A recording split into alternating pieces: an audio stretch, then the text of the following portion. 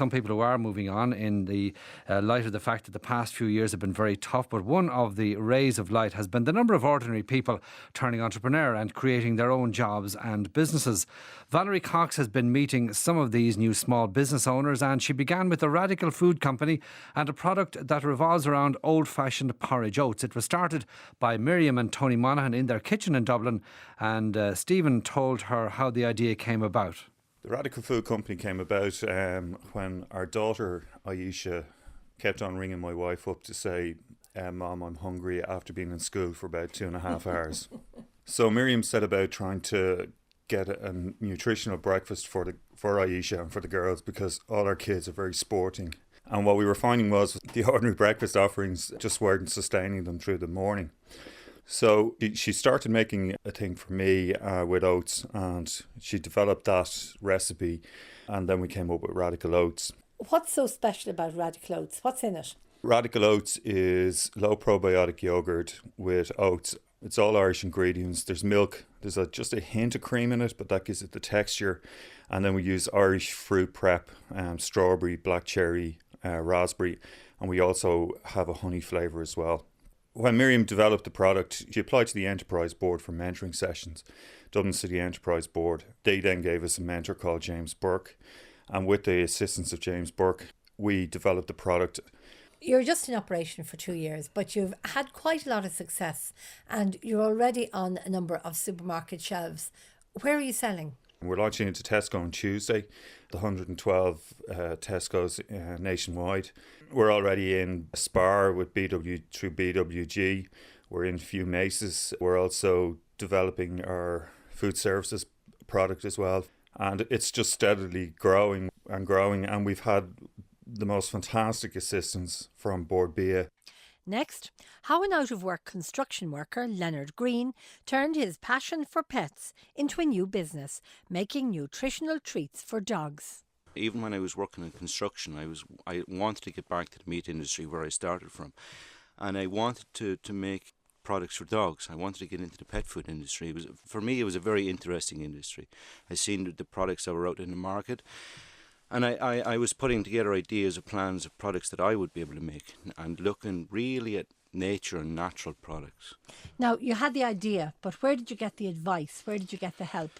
Westmeath Enterprise Board was my first port of call. I went out into the marketplace and I seen what products were available. I seen that some of the machinery that I had access to, and then I built some of the line myself. Some of the machines are pretty unique, you know. Westmeath Enterprise Board gave me some support and help. And then in latter times, Enterprise Ireland took me under their wing when we got to the first export sales.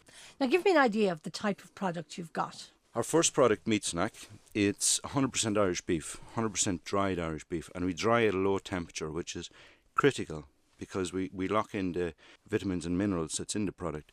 But we don't use any preservatives, any fillers. Not a grain of salt is added to the product. It's just pure dried beef. You're developing other products at the moment. Yes. 3 products. We're hoping to bring them out in early December. I've been working on them for the last 6-7 months.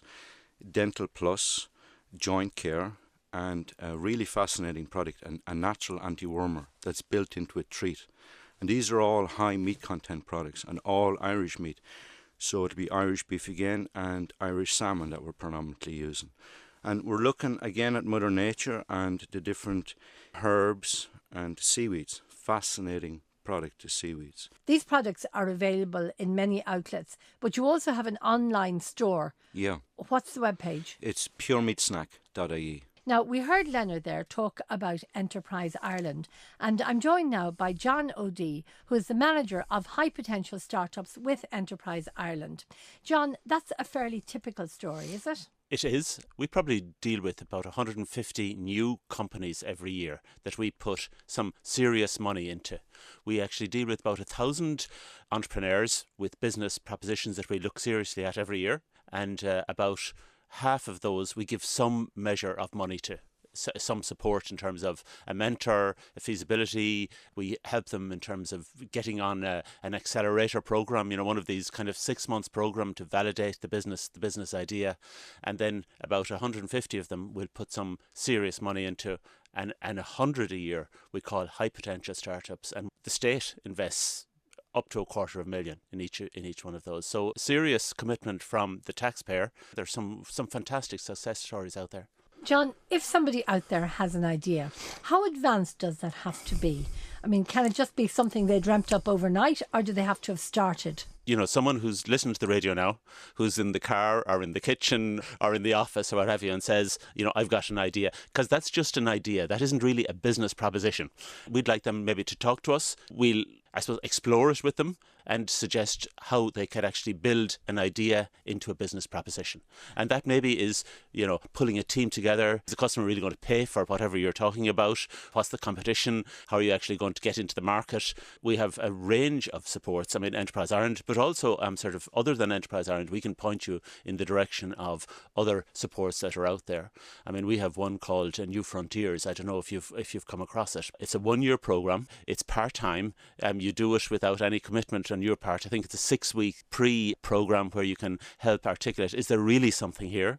And then there's 6 months where we pay you $2,500 a month for 6 months, so that's 15,000, and it's treated as a stipend by the Revenue Commissioner, so it's tax-free, so it's equivalent to a fairly significant investment by the state, and hopefully at the end of that period you've got something that's actually investable at the next stage. So this can be taken on in kind of fairly small steps. You don't have to sell the house to start a business. So if somebody is interested, if somebody out there has an idea, what's their first step? Google Enterprise Ireland, pick up the phone and talk to somebody in Enterprise Ireland, and we'll certainly mark your cards anyway. And you're looking for more women?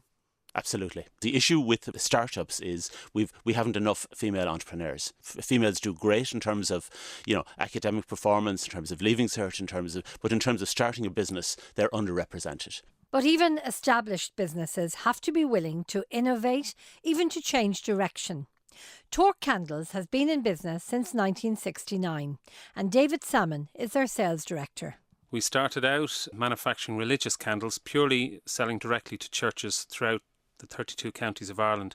Over the years, the business has sort of developed, and in 1995 we widened our sort of manufacturing capabilities, and we started producing fragranced and perfumed and coloured candles for the retail market, for the consumers to use, because the trend was growing. And in a recession, do people buy candles? Yes, they do. Candles are obviously one of the oldest manufactured items there is. They predate currency. We've always found that during a recession, both our religious business and our retail fragrance candle business actually grows. And the reason for that is people tend not to go out as much. They might stay in. They might decide, instead of spending money if they're out at the theatre or going out to a restaurant, they'll buy a nice candle, they'll set the ambience at home. So the candle business has remained quite strong. And how many people are you employing now? We employ, at the moment, we have 50 people working in the factory. Throughout the year, it would certainly be over 40, but with seasonality, with Christmas, we always take on extra staff to help with the rush up to Christmas. So obviously you're competing against a number of foreign imports. So it would be important to you that people decide to buy Irish. People, first of all, they will buy quality. You know, if you go and buy a candle and you're unhappy with it, you won't go back and buy that candle again. So people will, first of all, support quality. We use the best quality wax, best quality ingredients that we can use to produce our candles. And as a result, we have maintained and grown a very loyal customer base. People come back and continue to buy Torc candles for that reason, that they know that they are getting, you know, good quality ingredients, good fragrance, etc. So yes, people do buy Irish. That buying Irish bit is very important. Guaranteed Irish held a showcase of 40 companies this week, some new, some old, to encourage the consumer to look local this Christmas. Tom Rea is director of Guaranteed Irish, now in its 30th year in business. And I asked him, does the Guaranteed Irish logo still matter? I think when you look at what's happening in the advertising at the moment, everybody is promoting Irish in every format, whether it's supermarket or whether it's the business. People want to support Irish-made product and services. And we find that our demand for our symbol has never been stronger. And people see this sense in buying Irish, because people keep saying that maybe it's more expensive. But my argument to them is that if people have survived the last 5 years, they've pruned their prices, they've stood up to the competition, and the product is very much now fit for purpose and priced correctly. And that's Tom Rea of Guaranteed Irish, ending Valerie Cox's report. Back with the news after these. Today with Sean O'Rourke on RTE Radio 1.